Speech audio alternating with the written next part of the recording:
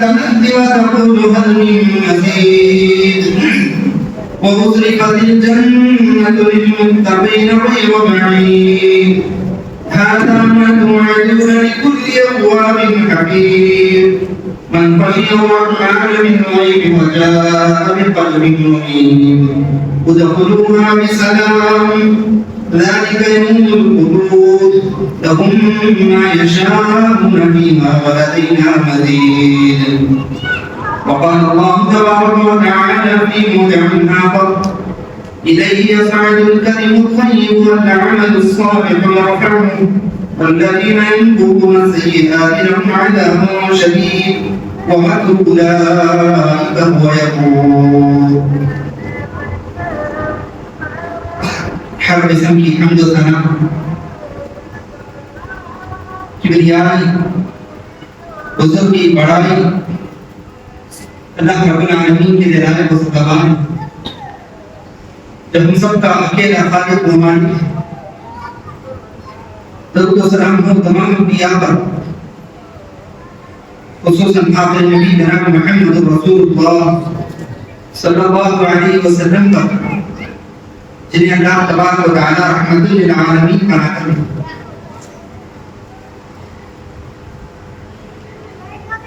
حاضرین جمعہ اس وقت ہم ہجری سال کا 8واں مہینہ ماہ شعبان سے گزر رہے ہیں. احادیث میں اس مہینے کی بڑی فضیلتیں آئی. یہ رمضان سے پہلے والا مہینہ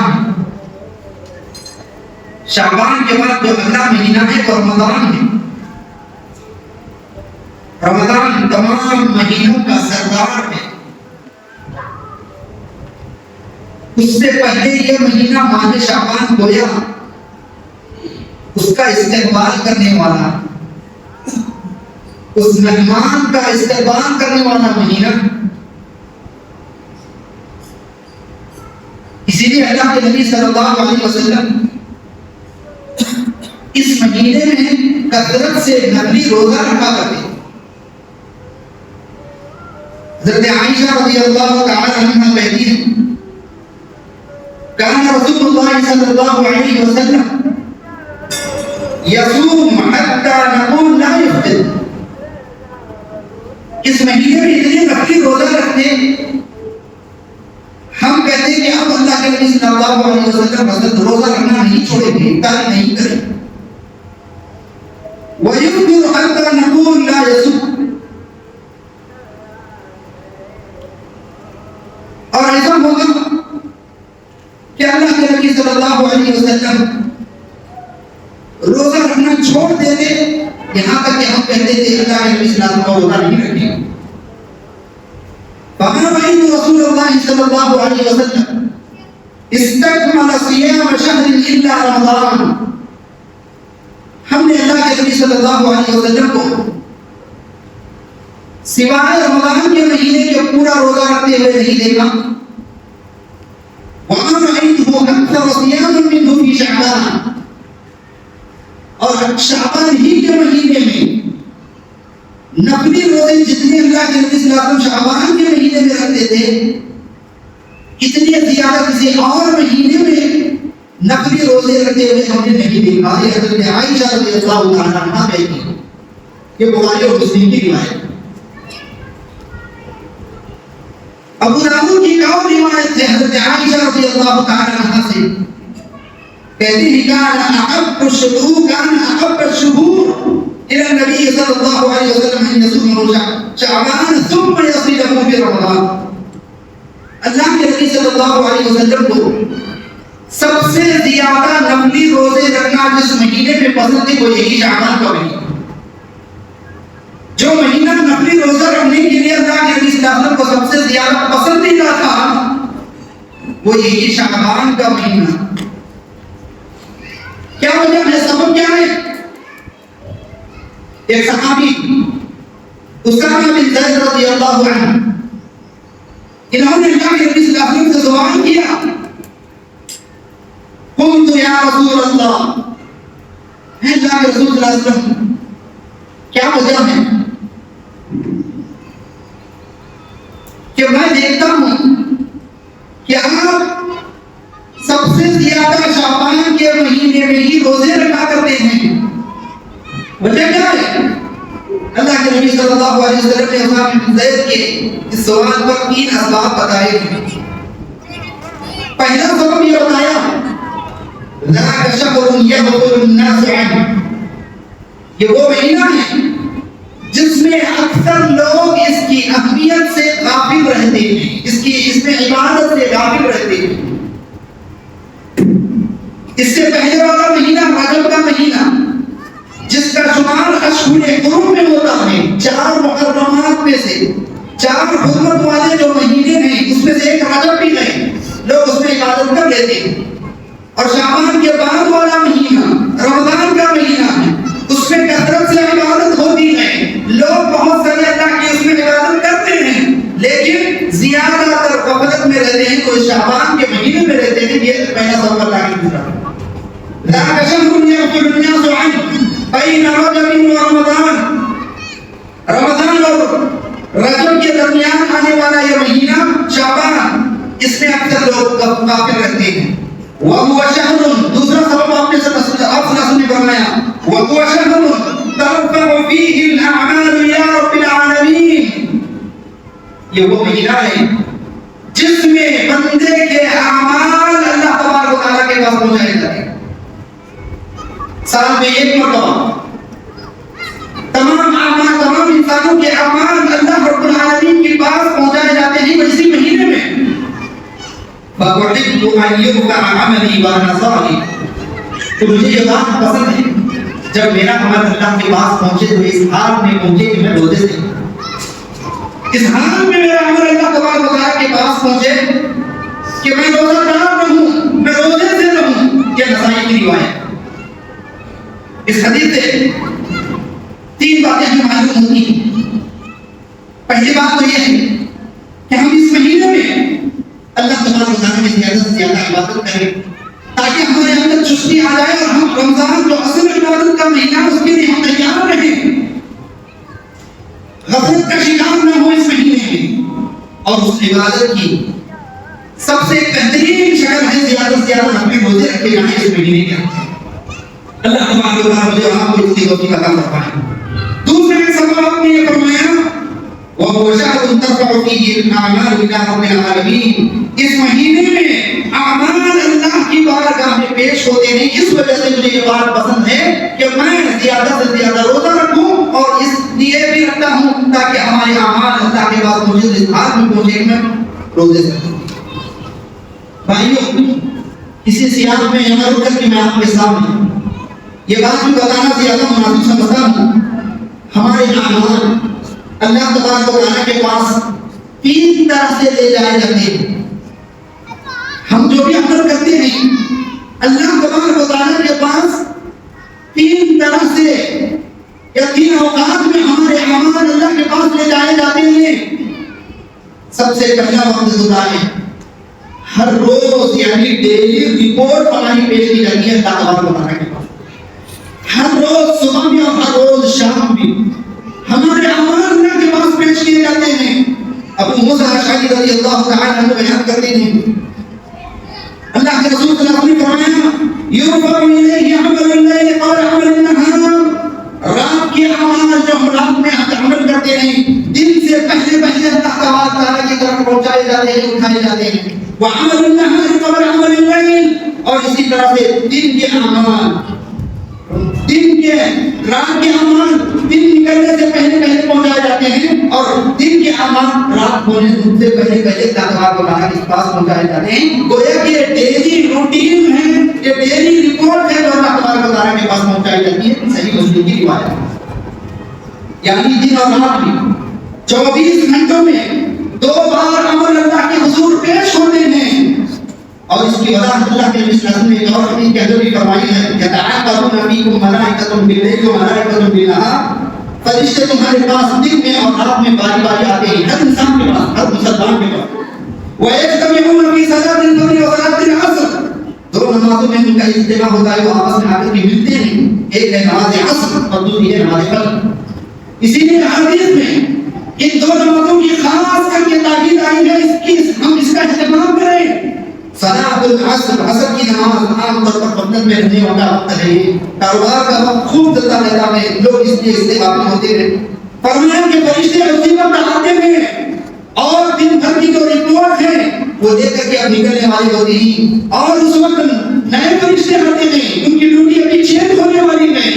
يتعاقبون فيكم ملائكة بالليل وملائكة بالنهار، فرشتے تمہارے پاس دن میں اور رات میں باری باری آتے ہیں. ويجتمعون في صلاة الفجر وصلاة العصر، عصر کی نماز میں اور فجر کی نماز میں ان کا اجتماع ہوتا ہے، وہ ملتے ہیں. ثم يخرج الذين باتوا فيكم، پھر جو رات گزارے تھے ان کے پاس انسان جو بھی عمل کیا ہے وہ عمل لے کر کے اللہ تبارک و تعالیٰ کے پاس پہنچتے ہیں. فَيَسْأَلُهُمْ وَهُوَ أَعْلَمُ بِهِمْ، فرشتے جیسے کہ بندے کے اعمال لے کر اللہ کے پاس پہنچتے ہیں، اللہ تبارک و تعالیٰ ان فرشتوں سے پوچھتا ہے، حالانکہ اللہ رب العالمین بہتر جانتا ہے کہ میرا کون سا بندہ کیا کر رہا ہے، اس کے باوجود اللہ تبارک و تعالیٰ ان سے پوچھتا ہے، فرشتوں سے، کیف ترکتم عبادی، کیا پوچھتا ہے، میرے بندوں کو تم نے کس حال میں چھوڑ کر کے آئے ہو، میرے بندے کیا رہے تھے جس وقت تم آ رہے تھے. فَيَقُولُونَ تَرَكْنَاهُمْ وَهُمْ يُصَلُّونَ، وہ فرشتے جواب دیتے ہیں، اللہ ہم انہیں اس حال میں چھوڑ کر کے آئے ہیں کہ وہ نماز پڑھ رہے ہیں. وَأَتَيْنَاهُمْ وَهُمْ يُصَلُّونَ، جس وقت ہم گئے تھے اللہ اس وقت بھی وہ نماز پڑھ رہے تھے، اور جس وقت ہم چھوڑ کر کے آ رہے تھے اللہ اس وقت بھی وہ نماز پڑھ رہے تھے. کتنا خوش نصیب ہے وہ نوجوان اور وہ آدمی جو عصر کی نماز اور فجر کی نماز کی جماعت کے ساتھ پابندی کرے، تاکہ اس کا شمار بھی فرشتوں کی اس ڈائری میں آ جائے، اور اللہ کے سامنے جب پیش کیا جائے تو اس کا نام بھی آ جائے، اور فرشتے یہ کہیں کہ اللہ یہ تیرا بندہ جس وقت ہم وہاں سے آ رہے تھے اس وقت بھی نماز پڑھ رہا تھا، اور جس وقت ہم گئے ہوئے تھے اللہ اس وقت بھی وہ نماز کی کے اندر موجود تھا، وہ نماز کی مصروف تھا. اللہ تبارک و تعالیٰ تمام نوجوانوں کو، ہر سننے والے کو، تمام نمازی خصوصاً فجر اور عصر کی نماز کی پابندی کرنے کے اللہ تبارک و تعالیٰ کو توفیق عطا فرمائے. بھائیو، یہ پہلا وقت ہے جب ہمارے اعمال اللہ تبارک و تعالیٰ کے پاس پیش کیے جاتے ہیں، اور یہ ہر دن کا معمول ہے. دوسری رپورٹ ایک ہفتے میں 2 مرتبہ پیش ہو جاتی ہے، ہفتے میں 2 مرتبہ پیش ہو. ہفتے بھر کے اعمال کو اللہ تبارک و تعالیٰ کے پاس پیش کیا جاتا ہے ہفتے میں 2 مرتبہ. آپ صلی اللہ علیہ وسلم نے فرمایا، تُعْرَضُ أَعْمَالُ النَّاسِ فِي كُلِّ جُمْعَةٍ مَرَّتَيْنِ، تمام انسانوں کے اعمال اللہ تبارک و تعالیٰ کے پاس ہفتے میں 2 مرتبہ پیش کیے جاتے ہیں. یوم الاثنین و یوم الخمیس، پہلا دن ہوتا ہے پیر کا دن اور دوسرا دن جمعرات کا دن. اسی لیے اللہ کے نبی صلی اللہ علیہ وسلم پیر اور جمعرات کا روزہ رکھنے کی تاکید کی ہے. اللہ کے نبی صلی اللہ علیہ وسلم نے بڑی پابندی کے ساتھ یہ روزوں کا اہتمام کیا کرتے تھے، پیر اور جمعرات کے دن. وہاں بھی آپ نے یہی سبق بتایا، یہ وہ دن نہیں کہ وہ یہاں نہیں، پیر اور جمعرات کا دن جب اللہ تبارک و تعالیٰ کے پاس ہمارے اعمال پیش کیے جاتے ہیں. میں یہ چاہتا ہوں کہ اللہ کے پاس ہمارا عمل جب پہنچے تو اس حال میں پہنچے کہ ہم روزے سے یوم الاثنین و یوم الخمیس.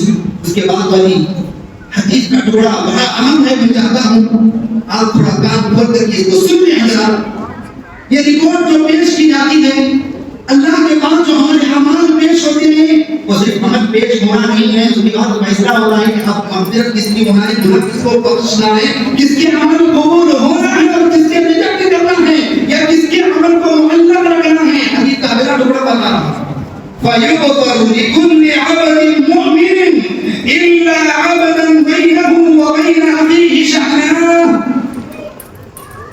ہر اس شخص کی، ہر اس بندے کی مغفرت اللہ کر دیتا ہے. اللہ ہر اس شخص کی مغفرت کر دیتا ہے، گناہ کو بخش دیتا ہے، اس کے اعمال کو قبول کر دیتا ہے، سوائے اس بندے کے جس کے دلوں میں نفرت اور عداوت. 2 آدمی، 2 بھائی آپس میں جو اپنے دل میں عداوت رکھتے ہیں، جو اپنے دل میں نفرتیں رکھتے ہیں، جو اپنے دل میں دشمنیاں رکھتے ہیں، اللہ تبارک و تعالیٰ ان سے کہتا ہے فَيُقَالُ اُتْرُكُوا هَذَيْنِ حَتَّى يَفِيئَا، ان کے اعمال کو کو ایسے ہی معلق رکھ دو، چھوڑ دو، ہمارے پاس پیش نہ کیا جائے. کب تک؟ حتی یقینا، یہاں تک کہ وہ دونوں آپس میں صلح نہ کر لیں اپنی عداوت کو، اپنی دشمنی کو، اپنی نفرتوں کو. جب تک وہ آپس میں دونوں ختم نہیں کرتے ہیں اس وقت تک ہمارے پاس جو اعمال آئیں وہ معطل رہیں. اللہ ہماری بات کو. حضرات ہم نمازیں پڑھ کر کے بڑے خوش ہیں، حضرات ہم روزہ رکھ کر کے خوش ہیں، حضرات ہم دیگر نیک اعمال کر کے بڑے خوش ہیں، اور یقیناً کہ بہت بنیادی اعمال بھی کرنا چاہیے. لیکن حضرات ہمارے دل اگر نفرتوں سے پاک نہیں ہے، ہمارے دل اگر عداوتوں سے پاک نہیں ہے، شعبان کے اس مہینے میں یہ آج کا پیغام لے کر کے اپنے کی ضرورت ہے. سب سے پہلے اللہ مجھے اس کی توفیق دے کہ اللہ میرے دل کو، میں اپنے بھائیوں کی کہیں پاک و صاف رکھنے کے لیے مجھے سب سے پہلے توفیق دے. بھائیوں اگر ہمارے دلوں میں بھائی اپنے بھائی کو لے کر کے، مسلمان کو لے کر کے وہ نفرت رکھتا ہے، عداوت کرتا ہے، اس کا کوئی اچھا عمل اسے دیکھا نہیں جاتا ہے، حسد سے بھرا ہوا ہے، اللہ تبارک و تعالیٰ کے بعد ہمارے اعمال پیش ہونے سے رہ جاتے ہیں کہ ہماری انجام کیا ہو. اللہ تبارک و تعالیٰ نے سورۃ الحشر کے اندر ایک دعا سکھائی ہے. قرآن مجید کی وہ آیت دعا کی شکل میں آپ کو پڑھ کر کے سنا رہا ہوں. سورۃ الحشر میں ہے والذین جاءوا من بعدهم یقولون ربنا اغفر لنا ولإخواننا الذين سبقونا بالإيمان ولا تجعل في قلوبنا للذين آمنوا ربنا إنك رؤوف رحيم. وہ جو ان کے بعد آئے ان کی دعا کرتی ہیں اے اللہ تو ہمارے گناہوں کو بخش دے. ربنا اغفر لنا، اے اللہ ہمارے بھائیوں کے گناہوں کو بھی بخش دے. وَلِإِخْوَانِنَا الَّذِينَ سَبَقُونَا بِالْإِيمَانِ، ایمان کے حالت میں جو ہم سے پہلے گزر چکے ہیں اللہ تو ان کے بھی گناہوں کو بخش دے. اور کیا دعا کرتے ہیں وَلَا تَجْعَلْ فِي قُلُوبِنَا غِلًّا، ایمان والوں کے لیے اللہ کوئی کینہ نہ رکھنا، اللہ ہمارے دلوں کو تو بالکل صاف رکھنا. اس لیے کہ عمل کی قبولیت اللہ کے پاس ہمارے اعمال پیش اسی وقت ہو سکتے ہیں جبکہ ہمارے دل پاک ہو، نفرتوں سے پاک ہو، عداوتوں سے پاک ہو، دشمنیوں سے پاک ہو. پتہ ہے اتنا حضرات دل کا پاک کینے سے پاک ہونا مومن کی دعا اور مومن کی صفت ہوتی ہے. اور اگر کینہ سے پاک نہیں ہے، نفرتوں سے پاک نہیں ہے، عداوتوں سے پاک نہیں ہے، نفرتوں سے بھرا ہوا ہے، یہ ایمان کے کمال میں رکاوٹ ہے. کامل مومن آپ نہیں بن سکیں گے. اللہ کے نبی صلی اللہ علیہ وسلم نے فرمایا لا تدخلوا الجنة حتى تؤمنوا ولا تؤمنوا حتى تحابوا. لوگوں تم اس وقت تک جنت میں داخل نہیں ہو سکتے جب تک کہ تم ایمان والے نہ بنو. مومن اور ایمان ہونا یہ اولین شرط ہے جنت میں داخل ہونے کی.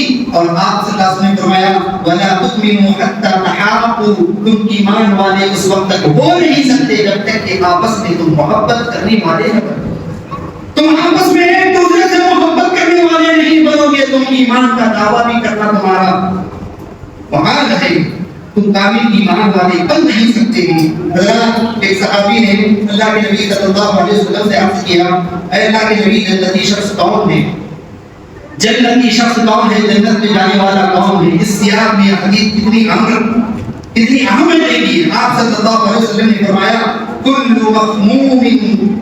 مغموم القلب صدوق اللسان، جنت میں جانے والا وہ ہے جس کا دل صاف ہو اور زبان سچی.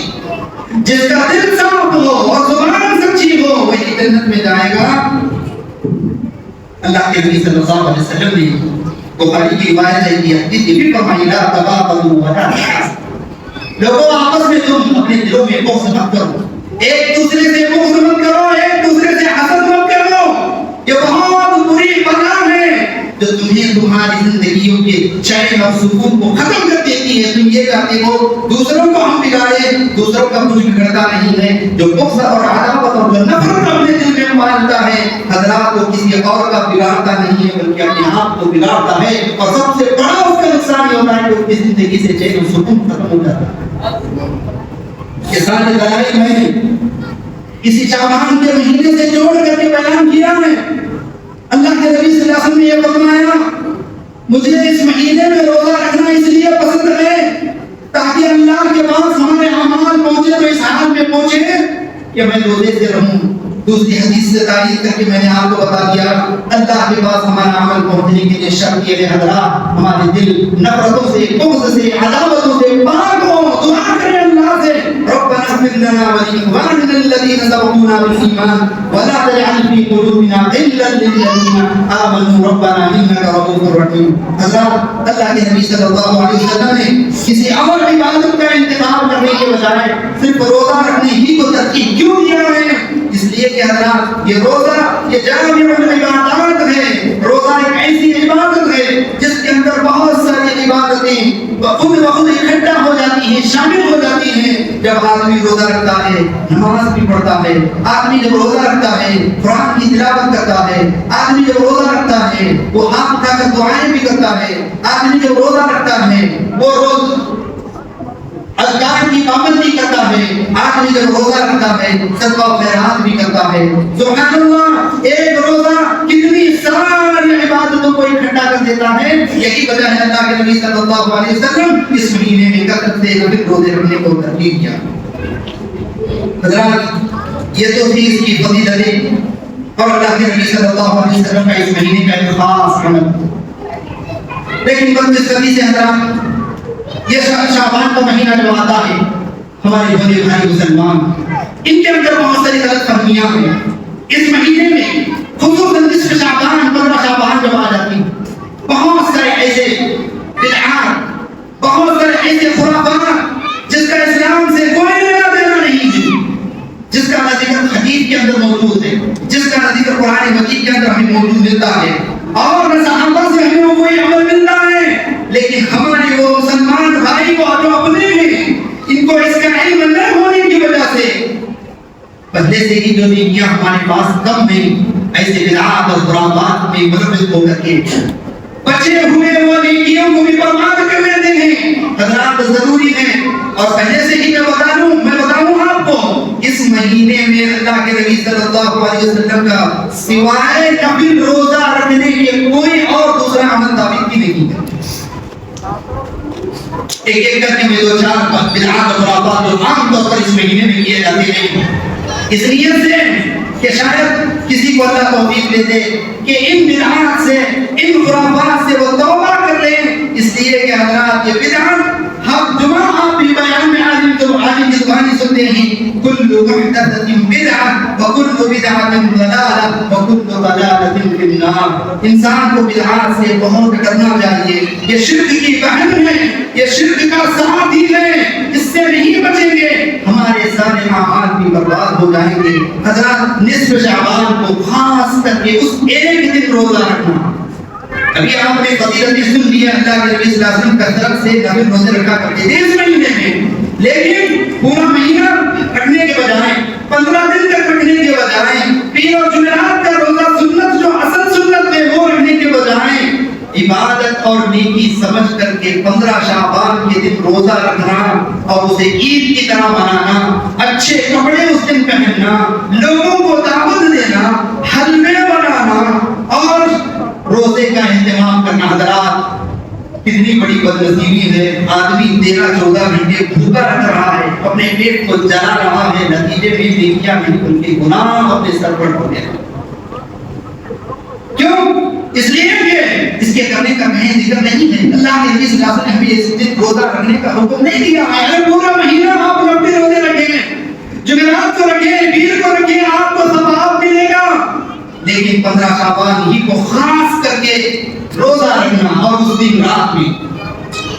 دن رات میں حضرات اپنی مسجدوں کو سجانا اپنے گھروں کو سجانا لائٹوں سے سجانا دھو کر کے اچھی طرح پاک صاف کرنا اور اس کا ایک خاص نام دینا کہ آج کی رات شب برات کی رات ہے آج کی رات شب برات کی رات ہے یاد رکھنا کوئی شب برات اور شب معراج اسلام میں نہیں ہے وہ ایک ہی رات ہے لیلۃ القدر ہمیں تلاش کرنے کا حکم دیا ہے وہ رمضان کے آخری اشرے میں اس کے علاوہ کوئی اور خاص رات کو کسی اور رات کو خاص کرنا اسلام میں نہیں ہے اس دن کیا ہوتا ہے رات جاگ کر کے لوگ ایک خاص نماز پڑھتے ہیں پتہ نہیں جماعت کے ساتھ پڑھتے ہیں یا تہجد کا نام دے کر کے پڑھتے ہیں اس نماز کا نام بھی کیا ہے صلاۃ الالفیہ یعنی ہوتا کیا ہے؟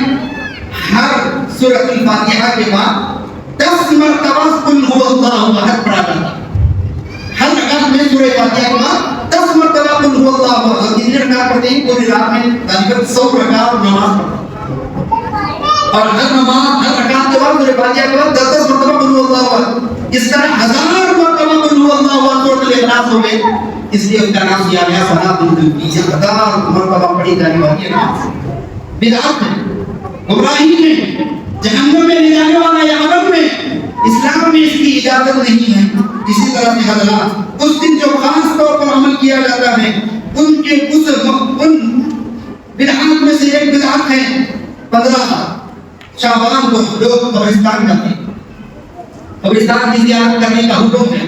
عام دنوں میں کیجیے، کسی بھی دن کیجیے، وقت کو خاص کیے بغیر کیجیے، لیکن 15 شعبان کو جانے 15 شعبان ہی تو قبرستان جانا، مرد بھی جانا، عورتیں بھی جانا، بچوں بھی جانا. اگرچہ کتنی اچھی نیت لے کر کے تم گئے ہوئے ہو، لیکن دن کو خاص کرنے کی وجہ سے اسلام یہ کہتا ہے یہ بدعت ہے، یہ ناجائز ہے. قبرستان مردوں کو جانے کا حکم ہے اور وہاں جا کر کے درود شریف پڑھنا نہیں ہے. قبرستان میں درود پڑھنا نہیں ہے. ارے درود تو آپ ہر دن پڑھیے، ہر جگہ پڑھیے، کثرت سے پڑھیے. کس نے کہا ہے کہ آپ قبرستان جا کر کے درود پڑھیں؟ کس نے کہا ہے کہ وہاں جا کر کے دودھ پتی لگائیں؟ کس نے کہا ہے وہاں جا کر کے چادر اڑائیں؟ کس نے کہا ہے وہاں جا کر کے پھول ڈالیں؟ اور یہ بھی ضروری نہیں ہے کہ وہاں جا کر کے ہی ان کے حق میں دعا کریں مردوں کے. آپ یہاں بھی کر سکتے ہیں. قبرستان جانے کے لیے اللہ کے نبی صلی اللہ علیہ وسلم نے جو دعائیں ہمیں سکھائی ہیں، جو آداب ہمیں سکھائے ہیں، وہی آداب منسوخ رکھنا چاہیے.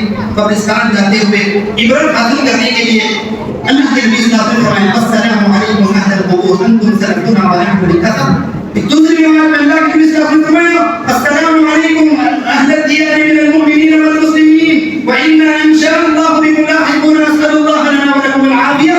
کتنی عبرت حاصل ہونے والی یہ دعا ہے. اے قبر والوں سلامتی ہو تم پر.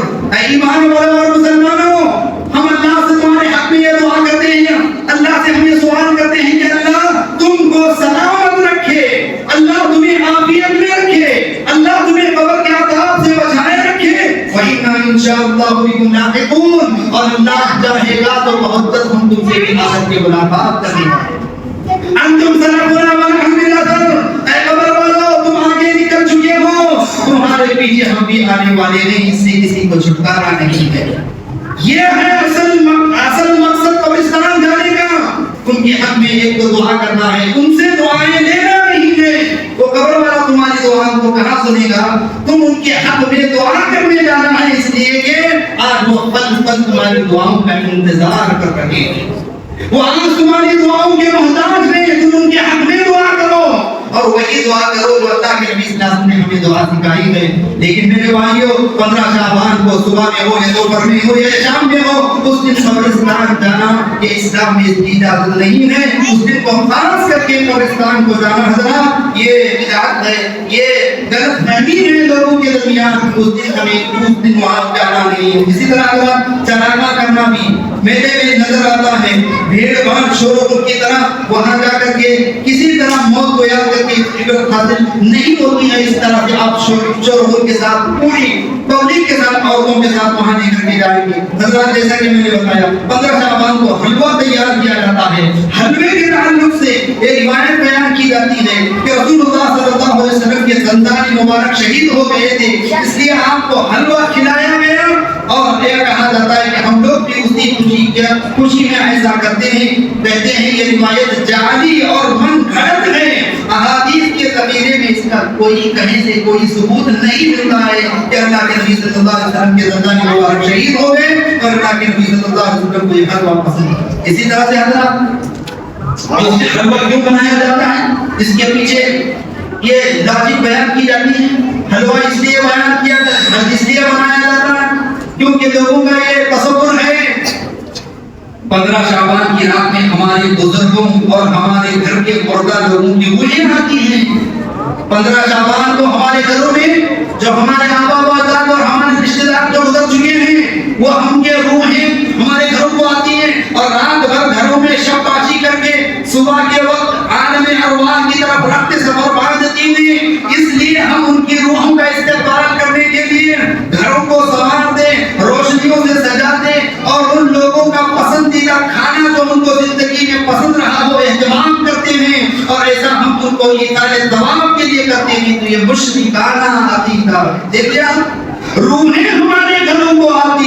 نعوذ باللہ. قرآن کی آیات حضرات آپ پڑھ کر کے دیکھیں، انسان ایک مرتبہ جب مر جاتا ہے کسی کی روح دوبارہ نہیں آتی ہے، کسی کے گھر کو بھی نہیں آتی اور کسی کے باہر بھی نہیں آتی ہے.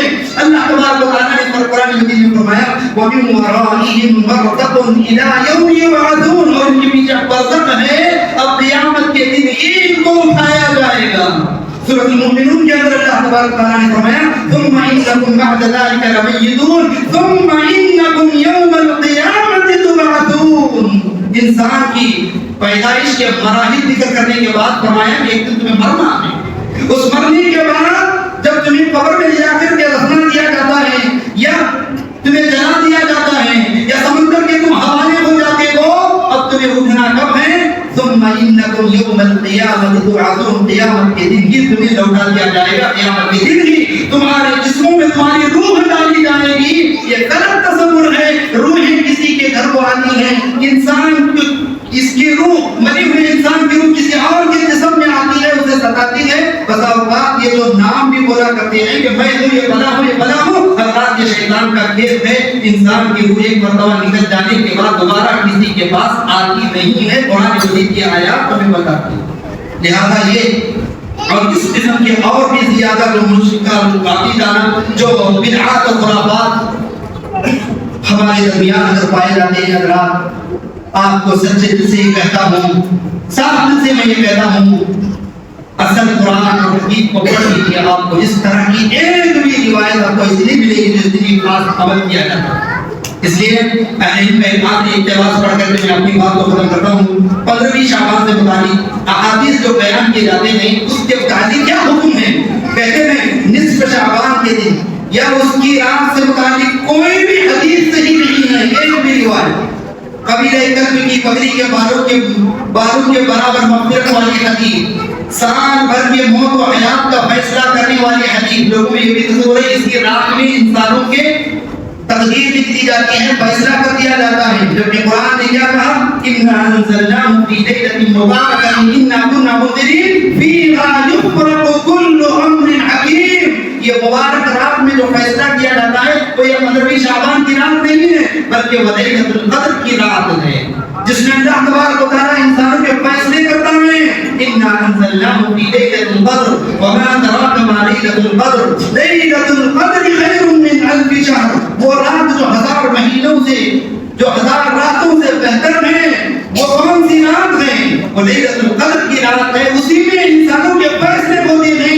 یہ غلط ہے کہ اس شعبان کی 15ویں رات میں فیصلے نہیں ہوا کرتے ہیں. حضرات اس دن کے روزے سے 60 سال اگلے پچھلے گناہوں کی مغفرت کی حدیث بیان کی جاتی ہے. ایک دن روزہ رکھو گے 60 سال کے اگلے پچھلے گناہ تمہارے معاف ہو جائیں گے. من گھڑت رہے 1200-1400 اور 1000 رکعت نفل نماز پڑھنے والی حدیث من گھڑت رہے. نصف شعبان پر قیام و ثواب اور اجر و ثواب سے متعلق کوئی بھی حدیث قابل حجت نہیں. اس وجہ سے 15 شعبان کے دن میں کوئی مخصوص عمل انجام دینا یا 15 شعبان کی رات میں کوئی مخصوص عبادت کرنا جائز نہیں ہے. لہذا مسلمانوں کو بدعات و خرافات کو انجام دے کر پہلے سے جمع کی ہوئی نیکی کو بھی ضائع نہیں کرنا چاہیے.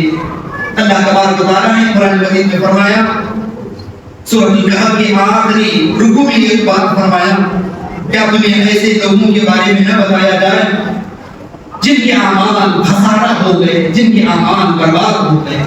یہ کون لوگ ہیں جن کا یہ خیال تھا وَهُمْ يَحْسَبُونَ أَنَّهُمْ يَحْسِنُونَ صُنْعًا وَهُمْ يَحْسَبُونَ أَنَّهُمْ يَحْسِنُونَ صُنْعًا.